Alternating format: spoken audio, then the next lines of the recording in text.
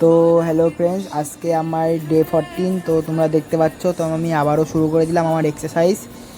কারণ এক্সারসাইজ আর ওয়ার্কআউট না করলে তো আমার বডি গ্রো হবে না। আর আমার যা বডি, এই বডি নিয়ে সার্ভাইভ করা কোনো ব্যাপার না, কিন্তু তাও কেমন একটা লাগে না যে আমার আরও বডি হোক, আমার আরও ভালো বাইসেপ হোক, ট্রাইসেপ হোক, তখন তো আমি ভালো শো আপ করতে পারবো। তখন আমার নর্মালি কারোর সাথে ফাইট বাঁধলে তার আমি মেরে মারতে পারবো, আমি সেলফ ডিফেন্স করতে পারবো। এর জন্য ওয়ার্কআউট করা উচিত।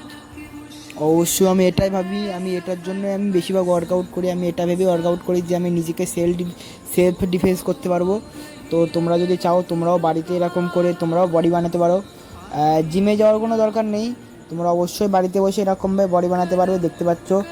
কিন্তু বাড়িতে বসে বডি বানাতে গেলে তো মোটিভেট দরকার। তো মোটিভেট হওয়ার জন্য তোমরা আমার অবশ্যই ভিডিওগুলো দেখবে, আর আমার ভিডিও দেখে তোমরা মোটিভেট হবে যে আমি মিডল ক্লাস ফ্যামিলির হয়ে কীরমভাবে ভিডিও বানাই, আমি কত খাটনি করি, তোমরা দেখতেই পাচ্ছ।